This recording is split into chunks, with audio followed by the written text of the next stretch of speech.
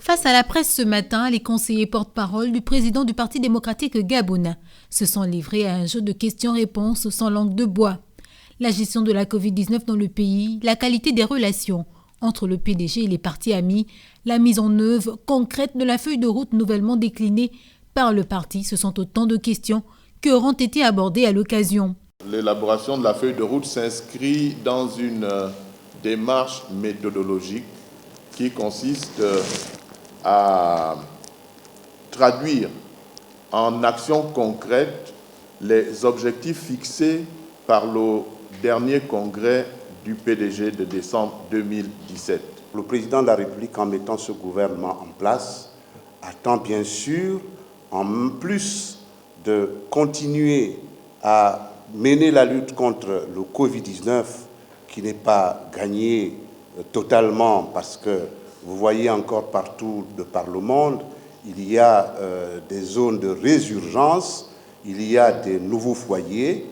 Le Gabon a réussi sa première phase de lutte contre le coronavirus et donc le président de la République et comme le Parti démocratique gabonais attendent que le gouvernement poursuive ces efforts-là en matière de lutte contre le coronavirus. Le Parti démocratique gabonais a des personnes ressources qui travaillent sur la relance de l'économie ou sur les activités économiques, notamment le camarade Emmanuel Pillet, qui est intervenu, qui a fait un brillant exposé lors du séminaire organisé entre le Parti communiste chinois et le Parti démocratique gabonais. Notamment, un rapport de cette visioconférence a été transmis aux autorités gouvernementales, mais naturellement avant au distingué camarade président. Il s'agit pour nous de rechercher en interne des pistes de relance économique et de proposer au gouvernement de la République pour harmoniser ce pan de notre société. En ce qui concerne les rumeurs sur l'interdiction des tournées parlementaires aux députés PDG, les conseillers porte-parole dénoncent une intox en précisant le contexte sanitaire actuel. Les députés sont en vacances parlementaires, mais il n'est pas encore question de faire des grands mouvements de foule et beaucoup d'agitation parce que vous savez qu'aujourd'hui, partir de Libreville, la capitale, pour aller à l'intérieur du pays, il faut s'assurer que vous soyez en bonne immunité, il faut faire son test Covid.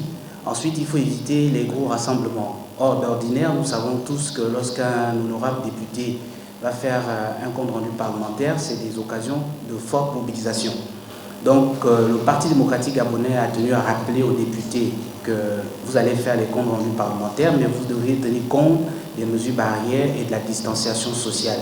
Et donc, c'est une nécessité pour eux de mieux organiser les comptes rendus parlementaires qu'ils vont faire au fur et à mesure. Donc, il n'y a pas une volonté d'épargner quelconque foudre à nos honorables députés.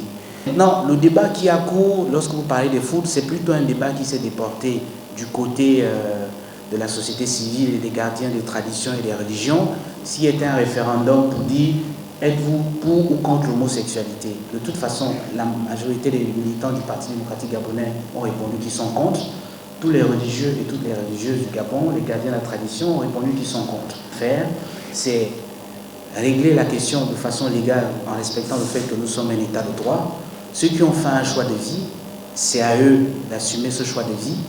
À charge maintenant pour ceux qui s'érigent en donneurs de leçons, gardiens de la morale et de la foi, de sensibiliser les militants et les militantes de leur chapelle, de leurs obédiences, de leur religion et les adhérents sur le fait que ce choix-là, il ne faut pas le faire.